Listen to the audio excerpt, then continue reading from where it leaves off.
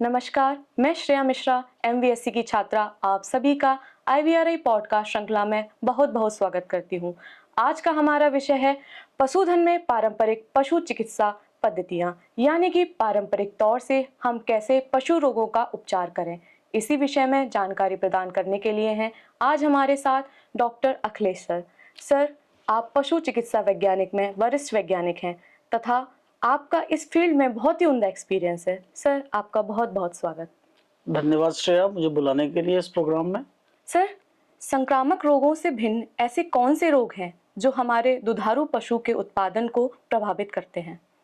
जी, साधारणतः देखा जाता है कि लोग समझते हैं कि जो संक्रामक रोग हैं वही प्रमुख रूप से पशुओं के स्वास्थ्य का ऊपर असर डालते हैं, लेकिन वास्तव में ऐसा नहीं है। बहुत सारे ऐसे रोग हैं जो संक्रामक नहीं होते हुए भी पशु के स्वास्थ्य और उनके उत्पादन पर बहुत ज़्यादा असर डालते हैं। जैसे मिसाल के तौर पे आप देख लीजिए कि कुछ तत्वों की शरीर में कमी, जिसे हम डेफिशिएंसी डिजीजेज कहते हैं, या प्रोडक्शन डिजीजेज या मेटाबॉलिक डिजीजेज भी जिनको हम कहते हैं, उपापचय से संबंधित जो बीमारियां हैं, ये एक तरीके से साइलेंट बीमारियां हैं। इसका ज़्यादातर लोगों का इसके ऊपर ध्यान नहीं जाता है और इस कारण से उत्पादन पर बहुत व्यापक असर पड़ता है। इकोनॉमिकली बहुत ही डिवास्टेटिंग डिजीज हैं ये। डिजीज नहीं, चूंकि प्रबंधन से रिलेटेड है। अगर प्रबंधन सही होगा, आप समय पर पशुपालक अपने पशु की जांच कराएंगे, शुरुआत में ही इसके लक्षणों को पहचानेंगे और उचित उपचार देंगे तो निश्चित तौर पर इस बीमारी को रोका जा सकता है। सर, जैसा कि आपने बताया प्रोडक्शन डिसीजेस, तो आप किन्हीं महत्वपूर्ण प्रोडक्शन डिसीज के बारे में बताइए जो हमारे दुधारू पशु के स्वास्थ्य को प्रभावित करते हों। आपने सही प्रश्न किया है। प्रोडक्शन डिजीज या मेटाबॉलिक डिजीज में से जो सबसे कॉमन बीमारी है उसे हम कहते हैं दुग्ध ज्वर। इसके अलावा और भी बीमारियां हैं, जैसे डाउनर गाउ सिंड्रोम है, हाइपोमैग्नीशियमिया या ग्रास टिटेनी या व्हीट पॉस्चर टिटेनी कहते हैं। इसके अलावा जो पोस्ट पार्चुरेंट हीमोग्लोबिनूरिया है, ये सारी कुछ ऐसी मेटाबॉलिक डिजीजेज हैं, किटोसिस है, जो पशुओं में, दुधारू पशुओं में विशेषतर पाई जाती है और जिनका बहुत ही कहते हैं इकोनॉमिक सिग्निफिकेंस है जिनका। सर, दुग्ध ज्वर क्या है तथा उसके रोकथाम के लिए हमें किन बातों का ध्यान रखना चाहिए? जी श्रेया, दुग्ध ज्वर डेयरी पशुओं में पाया जाने वाला सबसे ज़्यादा इम्पॉर्टेंट मेटाबॉलिक डिजीज है। जैसा कि हम जानते हैं कि ये, जिसे हम ज्वर कहते हैं, लेकिन ये एक तरीके से गलत वो है। इसमें कोई बुखार या इस तरह का ज्वर नहीं आता है। ये एक प्रोडक्शन से रिलेटेड बीमारी है। इस बीमारी का मुख्य कारण है शरीर में कैल्शियम की कमी होना। कैल्शियम आप जानते हैं कि हमारे हड्डियों में या हमारे शरीर में व्यापक प्रभाव डालता है, अलग तरीके का काम करता है। उसी तरह दूध में भी, दूध के बनने के दौरान बहुत सारा कैल्शियम पशु के शरीर से निकल के बाहर चला जाता है। इस कैल्शियम की जो होमियोस्टेसिस है, जब ऐसा पशु जो दूध दे रहा हो और बहुत उच्च मात्रा में दूध दे रहा हो, यानी कि हाई यील्डिंग वाला पशु हो, ऐसा पशु इस बीमारी के चपेट में जल्दी आ जाता है। कंपैरिजन अगर आप इसकी तुलना करें हमारे देसी गायों से, तो देसी गायों में कम मिलता है। जैसे जर्सी एक ऐसी ब्रीड है, होल्स्टीन फ्रिजियन ब्रीड है, या जो क्रॉस ब्रीड्स हैं जिनकी production potential 10 litre, 15 litre, 20 litre है पर डे की, उनमें ये ज़्यादा होता है क्योंकि कैल्शियम का ड्रेन जो है बहुत ज़्यादा होता है। इसका अनुमान आप इसी बात से लगा सकती हैं कि अगर 1 केजी कोलेस्ट्रम होता है तो उसमें 2.3 ग्राम ऑफ कैल्शियम शरीर से बाहर निकल जाता है। और शरीर में कितना कैल्शियम पूल होता है? 10 से 12 ग्राम। अगर हम सारे शरीर के पूल को भी मिला दें तो भी 10 से 12 ग्राम ही कैल्शियम होता है। तो अगर एक ऐसा पशु जो 6 से 8 लीटर या 10 लीटर के आसपास कोलेस्ट्रम देता है, या पहला जो खीस जिसे कहते हैं, शुरू के 3-4 दिनों में आता है, पहले 3-4 दिनों का दूध, तो उससे प्रतिदिन 23 से 24 या 25 या 30, जैसा उसका दूध हो, जितना मात्रा में दूध हो, उतना कैल्शियम शरीर से बाहर निकल जाता है। तो एक तरीके से एक बहुत ही तुरंत होने वाला प्रभाव है। मीन्स इसके आप समझिए कि दूध देने से लेकर के जब तक शरीर एडजस्ट हो पाए उस पशु का, क्योंकि आहार से तो हम उतना ही कैल्शियम ले रहे हैं, पशुपालक कोई तुरंत कैल्शियम देना शुरू नहीं करता। ये चेंज बहुत सडन हो जाता है जिससे वो पशु अडाप्ट ही नहीं कर पाता। तो मैं आपको बताना चाहता हूं कि इसमें कैसे पशुपालक इसको पहचानेगा कि मेरे पशु को दुख ज्वर हो गया है। इसके कुछ लक्षण हैं जो बहुत ही आसानी से पहचाने जा सकते हैं। जैसे कि जो प्रारंभिक अवस्था जो होती है उसमें पशु में थोड़ा सा एक्साइटमेंट होता है, मतलब कि पशु अगर जरा सा भी वो हो तो बहुत ही एक्साइटेड हो जाता है, सर मारता है, सर हिलाता है। दूसरा जो स्टेज इसका आता है, एक्चुअली 3 स्टेजेस में होती है। दूसरे स्टेज में स्टर्नल रिकम्बेंसी, यानी पशु बैठ जाता है और एक बहुत ही कैरेक्टरिस्टिक पोस्चर लेता है, जिसे कहते हैं कि किंकिंग ऑफ नेक, यानी कि गर्दन का घूम जाना, और गर्दन को घुमा करके अपने सर को वो अपने पेट के ऊपर रखता है और इसी अवस्था में पड़ा रहता है। उस दौरान आप देखेंगे कि पशु बहुत शिथिल है, ज़्यादा मूवमेंट नहीं होती है, और उसका पल्स जो है, जुगुलर पल्स जो होती है वो बहुत वीक हो गई है। हार्ट के साउंड को भी सुनना मुश्किल हो जाता है, हालांकि हार्ट रेट थोड़ा बढ़ा हुआ होता है। शरीर का तापमान भी ऑलमोस्ट कम ही होता है, नॉर्मल या नॉर्मल होगा या थोड़ा कम होगा, ज़्यादा तो नहीं होता है, इसलिए इसे ज्वर नहीं कह सकते हम। तीसरा जो स्टेज इस बीमारी में आती है वो होती है कि लैटरल रिकम्बेंसी का स्टेज, ये लास्ट या स्टेज होती है या कोमाटोज की स्टेज होती है। इसमें पशु बिल्कुल ही शिथिल पड़ जाता है, पेट फूल जाता है जो कि बहुत देर तक एक ही अवस्था में रहता है। रूमेन जो होता है, उसका जो पेट है उसका चलना बंद हो जाता है, क्योंकि कैल्शियम उसके मूवमेंट के लिए बहुत जरूरी है। तो इस तरह से जो जो मुंह का वो है वो सूख जाता है, स्किन ठंडी पड़ जाती है। तो इस स्थिति में ये पशु इसी अवस्था में पड़ा रहता है। अगर इसे तुरंत हम इलाज न दें और ये ज़्यादा देर तक ऐसा पड़ा रहा तो फिर उसके उठने की संभावनाएं, ठीक होने की संभावनाएं कम हो जाती है। और इसका इलाज भी बहुत कठिन नहीं है, बहुत आसान है इसका इलाज। जैसा कि आप जानते हैं कि कैल्शियम की कमी से होता है, तो कैल्शियम देने से हो जाएगा। यूजुअली आप तुरंत क्या करिएगा, अपने पशु चिकित्सक को बुलाइए, और कैल्शियम बोरोग्लूकोनेट एक सब्सटेंस है जिसके आईवी, यूजुअली हम उसको आईवी शुरुआत में देते हैं, बाद में से आप सबकट भी दे सकते हैं या इंट्रापेरिटोनियल भी दिया जा सकता है। सब जब आप सीबीजी को लेंगे और इसको आईवी चढ़ाएंगे तो आप देखेंगे एक मैजिक की तरह पशु जो बिल्कुल निढाल पड़ा हुआ है एकाएक उठ के खड़ा हो जाता है। तो सीबीजी 18 से 40% के उसमें आती है, लेकिन नॉर्मली जो हम सीबीजी देते हैं वो 25% सोल्यूशन देते हैं, 25% सोल्यूशन का 500 ml। लेकिन इस कैल्शियम, इस फॉर्म ऑफ कैल्शियम को देने में एक सावधानी भी हमें देखनी चाहिए, क्योंकि कभी कभी क्या होता है कि कैल्शियम की अधिकता की वजह से शरीर में जो हार्ट होता है, हार्ट के अंदर कहते हैं कि फाइब्रिलेशन बढ़ जाता है उसका, ठीक है, तो हार्ट की कार्डियक अरेस्ट होने की संभावना रहती है। इसलिए इसको बहुत ही धीरे धीरे चढ़ाना चाहिए। दूसरा, अगर आप मान लीजिए कि ऐसा नहीं कर पा रहे हैं तो इसके साथ मैग्नीशियम का मिला हुआ प्रिपरेशन आता है, कालबोराल या कैल्शियम मैग्नीशियम कॉम्बिनेशन आता है, उसको आप दे सकते हैं, उसको थोड़ा तेजी से दे सकते हैं। दूसरा क्या होता है कि पशुपालक एक गलती और भी करते हैं कि एक बार अभी ट्रीटमेंट करा लिया, इमीडिएट तो पूरा हो गया, मेंटेनेंस का क्या, क्योंकि दूध तो फिर आएगा, कमी तो बनी रहेगी, उस कमी को कैसे पूरा करें। तो पूरा ट्रीटमेंट क्या है कि 2 से 3 सिटिंग ऑफ ट्रीटमेंट और प्लस मेंटेनेंस डोज, ये दोनों हमको देना चाहिए। नहीं तो पशु थोड़ी देर के लिए तो ठीक रहेगा, 1-2 दिन के लिए, इसके बाद फिर से उसी अवस्था में पहुंच जाएगा। और इस अवस्था को क्या कहते हैं कि कैल्शियम साइक्लर हो गया। कैल्शियम साइक्लर मीन्स ऐसा पशु जो 1-2 दिन के लिए ऐसे लक्षण प्रदर्शित करता है, फिर ठीक हो जाता है, फिर ऐसे एक रिपीट करता है बार बार इस चीज को।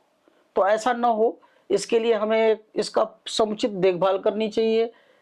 इसके साथ साथ, ट्रीटमेंट के साथ साथ पशु के आहार में हमें डेली कैल्शियम जेल उसे पिलाना चाहिए। आप 100 ml 150 ml कैल्शियम जेल जो 49% कैल्शियम का आता है उसको आप दे सकते हैं, तो इससे आपका पशु बिल्कुल ठीक होगा। अगर आप जानना चाहें कि आपके कैल्शियम की कमी पूरी हुई कि नहीं हुई, तो उसके लिए भी बड़े ही अच्छे लक्षण होते हैं। जो ही आप कैल्शियम चढ़ाएंगे तो पशु के शरीर में थोड़ा सा मूवमेंट होना शुरू हो जाता है, देते ही जो ही शुरू किए, और पशु गोबर करना शुरू कर देता है, और नथुनों के ऊपर उसके जो है स्वेटिंग होना शुरू हो जाती है। तो ये कुछ लक्षण हैं जिससे आप पहचान सकते हैं कि इलाज आपका सही दिशा में जा रहा है या नहीं जा रहा है। इसे करके आप जो है पशु को अपने ठीक कर सकते हैं। सर, आपने एक रोग के बारे में बताया था, डाउनर काउ सिंड्रोम। तो ये दुग्ध ज्वर से किस प्रकार से भिन्न है? जी श्रेया, आपने एक बहुत ही अच्छा प्रश्न पूछा। दुग्ध ज्वर और डाउनर काउ सिंड्रोम में बहुत ही अच्छा रिलेशन है। ऐसा है कि वो दुग्ध ज्वर के केसेस जो सही ढंग से मैनेज नहीं किए गए, उन केसेस को बहुत ज़्यादा संभावना रहती है कि वो केसेस डाउनर काउ में कन्वर्ट हो जाएं। क्या होता है, इसमें भी बेसिक जो कमी है वो कैल्शियम की ही है। मान लीजिए आपने मिल्क फीवर का एक ट्रीटमेंट करा लिया, ट्रीटमेंट करा के आपने उसका जो मेंटेनेंस डोज है ये सब आपने नहीं दिया, तो क्या कुछ दिन बाद फिर उससे, जैसे मैंने बताया कि साइक्लर हो जाती है, इसके बाद वो रिपीट होती रहेगी। फिर वो क्या होता है, बहुत देर तक उसी लेटी अवस्था में पड़ी रहेगी। जब कभी भी बड़ा पशु, डेयरी पशु बहुत देर तक, 72 घंटे तक या उससे ज़्यादा के समय तक एक ही अवस्था में पड़ा रहता है, तो उसके फिर से खड़ा होने की संभावनाएं बहुत ही ज़्यादा कम हो जाती है। ऐसे पशुओं को ही डाउनर्स काउ कहते हैं। डाउनर्स काउ में ऐसा नहीं है कि खाली कैल्शियम वाले हैं, कुछ और भी कारण हो सकते हैं। जैसे कि मान लीजिए कोई पशु एकाएक नीचे गिर पड़ा, आपका जो फ्लोर है, आपकी जगह जो है कीचड़ हो या कुछ ऐसा हो जिससे वो एक्सीडेंटली गिर पड़ा और उसके पैरों में चोट लग गई, ऑब्टूरेटर नर्व में पैरालिसिस हो गई, या डिस्टोकिया का कोई केस हो जिसमें ऑब्टूरेटर नर्व डैमेज हो गई, तो इस कंडीशन में भी डाउनर्स काउ बन जाते हैं। इन परिस्थितियों में क्या करना चाहिए, अगर आपको डिफरेंशिएट करना पड़ेगा कि ये कैल्शियम के मिल्क फीवर से होके आगे बढ़ा हुआ केस है या कोई ऐसी हिस्ट्री है जिसमें कोई इंजरी हुई है, ठीक है, तो दोनों के केसेस में आपको अलग अलग तरीके से थोड़े बहुत मॉडिफिकेशन करने पड़ेंगे ट्रीटमेंट में। अदरवाइज ये डाउनर काउ सिंड्रोम में क्या करते हैं हम, ये भी ट्रीटमेंट लगभग मिल्क फीवर का ही ट्रीटमेंट होता है। बस ये है कि इसमें कुछ एडिशनल चीज़ें देना पड़ता है हमको, जैसे कि असिस्टेड लिफ्टिंग करनी पड़ती है। जो क्या है, जानवर बहुत देर तक पड़ा रहेगा तो उसके अल्सर्स वगैरह हो जाते हैं, मसल्स की वेस्टिंग होती है इसमें। आपको मिल्क फीवर में शुरू में कहीं ऐसा नहीं सुना कि मसल्स की वेस्टिंग है, क्योंकि इसमें क्या है, प्रेशर पॉइंट्स बनते हैं। एक ही जगह पर एक ही अवस्था में बहुत देर तक पड़े रहने से उनके नीचे, जैसे मान लीजिए हिप के एरिया है, इस जॉइंट का एरिया है, या स्टर्नम के आसपास का जो एरिया है, जो एब्डोमिनल मसल्स हैं जो नीचे के साइड हैं, वो सारी, उनमें बड़े बड़े अल्सर्स बन जाते हैं। उनके वुंड्स के अपने कॉम्प्लिकेशंस होते हैं। प्लस चूंकि फूड नहीं है, एनर्जी की कमी है, तो एनर्जी की कमी की वजह से कीटोन बॉडीज का भी प्रोडक्शन ज़्यादा हो जाता है, तो बॉडी के अंदर बहुत ही ज़्यादा शिथिलता आ जाती है। और ऐसे पशु अपने से कोशिश करें, शुरुआत के स्टेज में ऐसे पशु कोशिश करते हैं उठने की, तो उनको क्रीपर्स कहते हैं। जो नहीं उठने की कोशिश करते फिर उन्हें हम नॉन क्रीपर कहते हैं। कंप्लीटली वो डाउनर्स हो जाते हैं। हम क्या करते हैं कि इसमें यूजुअली हम विटामिन ई, सेलेनियम, इनके इंजेक्शन लगाते हैं, क्योंकि मसल्स की वेस्टिंग हो रही है। कैल्शियम चढ़ाते हैं और साथ में असिस्टेड लिफ्टिंग करते हैं, या हम ओनर को एडवाइस करते हैं कि आप एनिमल को एक ही पोजीशन में बहुत देर तक मत रहने दीजिए, फ्रीक्वेंट टर्निंग अप करिए उसका, और उसके नीचे बेडिंग मटेरियल्स लगाइए, गनी बैग लगाइए, कुछ सॉफ्ट चीज लगाइए। इवन आप टायर्स के, जो बड़े बड़े टायर्स आते हैं, उनके ट्यूब्स को नीचे रख सकते हैं, या आपके पास अगर इस तरह की सुविधा है तो आप पानी भर करके पानी में पशु को छोड़ सकते हैं, जो फ्लोटेशन टैंक जैसा काम करेगा। तो इन सब उपायों के करने से आप अपने पशु को जो है डाउनर काउ से बचा सकते हैं। लेकिन ऐसा देखा गया है प्रायः कि 50% से ज़्यादा पशु नहीं उठ पाते हैं, तो ये एक बड़ी समस्या है। इसलिए हम हमेशा एडवाइस करते हैं कि आप जब मिल्क फीवर का केस है, उस केस में ही आप इसको बेहतर ढंग से ट्रीट करें, क्योंकि ज़्यादातर कारण मिल्क फीवर ही होता है। सर, हम किन लक्षणों से कीटोसिस की पहचान कर सकते हैं तथा हमें किस प्रकार से उसका उपचार करवाना चाहिए? जी श्रेया, कीटोसिस भी एक तरीके का मेटाबॉलिक डिजीज ही है।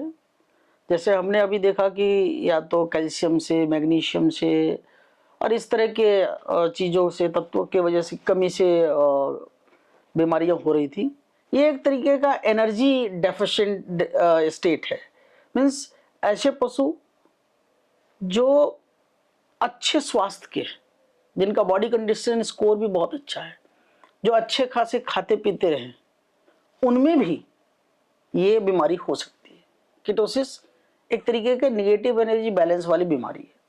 ठीक है, इसमें क्या होता है, आप जानते हैं कि जैसे इंसान में हम अपने एनर्जी के लिए ग्लूकोज पर निर्भर रहते हैं, लेकिन पशुओं में ये स्थिति नहीं है। पशु क्या है, अपने एनर्जी के लिए वोलेटाइल फैटी एसिड्स जो होते हैं उस पर निर्भर करते हैं। ग्लूकोज का उपयोग वो एक अलग तरीके से करते हैं, जैसे कि कहते हैं ग्लूकोनियोजेनेसिस का जो फिनोमेना है, तो उसके थ्रू करते हैं। तो जो भी हमारे फ्री फैटी एसिड्स हैं, VFAs, वो VFAs में एसिटेट 70% होता है, 20% प्रोपियोनेट और 10% ब्यूटारेट होता है। जो प्रोपियोनेट है वो बहुत इंपॉर्टेंट है, क्योंकि प्रोपियोनेट ही ग्लूकोनियोजेनिक है पशुओं में। क्योंकि पशुओं में ग्लूकोज का ये रोल कम है, उसकी मात्रा, इसलिए देखेंगे कि पशुओं में ब्लड में ग्लूकोज की कंसंट्रेशन भी ज़्यादा नहीं होती है, वो 50 मिलीग्राम पर DL ही होती है, जबकि इंसानों में या बाकी जानवरों में वो 80 से 100 मिलीग्राम पर DL नॉर्मल होता है।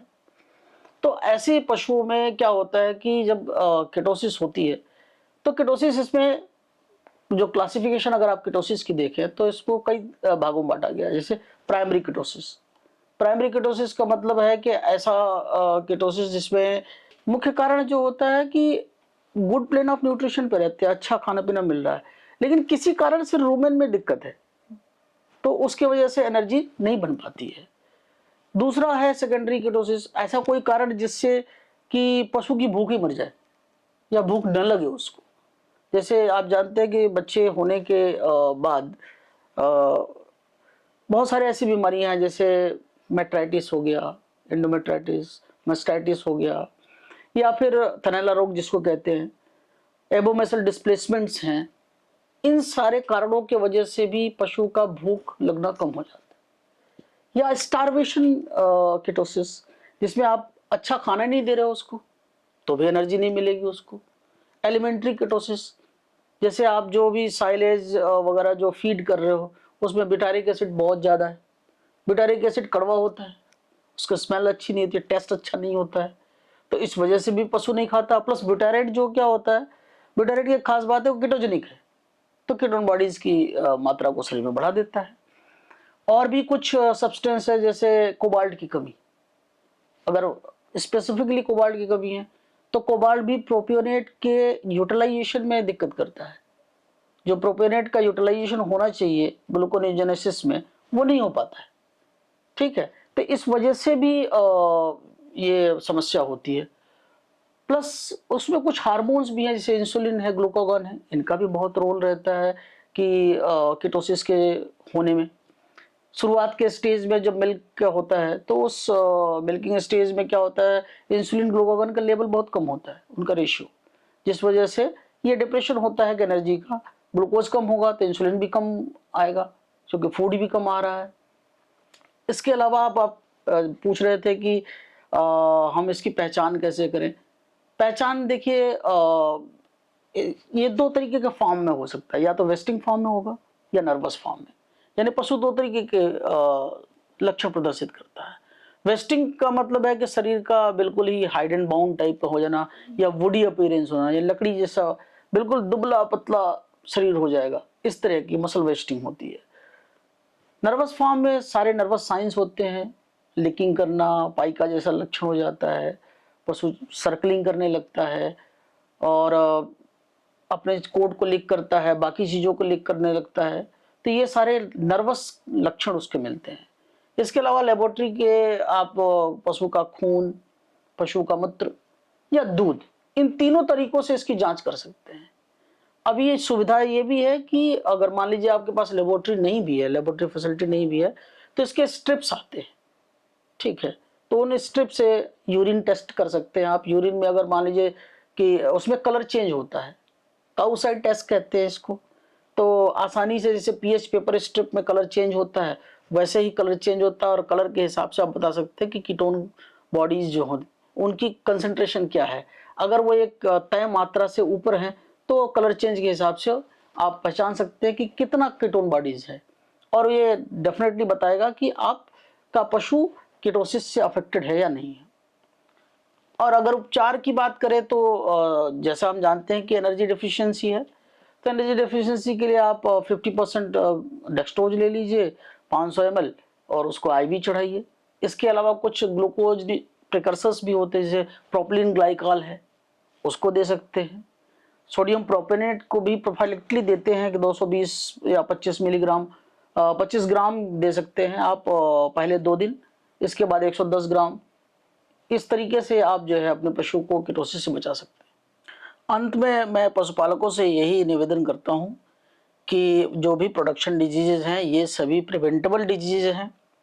पशुओं की नियमित जांच करें और उनके खान पान का रख रखाव का विशेष ख्याल रखें। सिर्फ दूध लेने से अगर आप उस पर रहेंगे तो पशु जो है आपका स्वस्थ नहीं रह पाएगा। जितना दूध है, जितना आपको दूध मिलता है, उसके अनुपात में उसके शरीर को उतने तत्व मिलने चाहिए। जैसे कैल्शियम भरपूर मात्रा में दें और उसके एनर्जी का ध्यान रखें कि ऐसा ना हो कि पशु एनर्जी डिफिशिएंट हो, प्रोटीन डिफिशिएंट हो। तो जो आपका फूड है वो पूरी तरह से एनर्जी, प्रोटीन और सारे तत्वों से मिलकर बैलेंस टाइप का रेशन होना चाहिए, तभी आप इन बीमारियों से अपने पशुओं को बचा सकते हैं। बहुत बहुत धन्यवाद सर, इतनी महत्वपूर्ण जानकारी हमें प्रदान करने के लिए तथा अपना बहुमूल्य समय प्रदान करने के लिए बहुत बहुत धन्यवाद। धन्यवाद श्रेया, हमें इस प्रोग्राम में बुलाने के लिए। आशा करता हूं कि हमारी वार्ता लोगों के, पशुपालकों के काम आएगी। धन्यवाद। अंत में मैं आप सभी का भी बहुत बहुत धन्यवाद करना चाहूँगी कि आप इस IVRI पॉडकास्ट श्रृंखला से जुड़े रहिए। ऐसे ही नई नई जानकारी व रोचक जानकारी के लिए जुड़े रहिए IVRI पॉडकास्ट श्रृंखला से। और यदि आपका कोई प्रश्न है तो कमेंट बॉक्स में आप हमसे पूछ सकते हैं। आप सभी का भी बहुत बहुत धन्यवाद।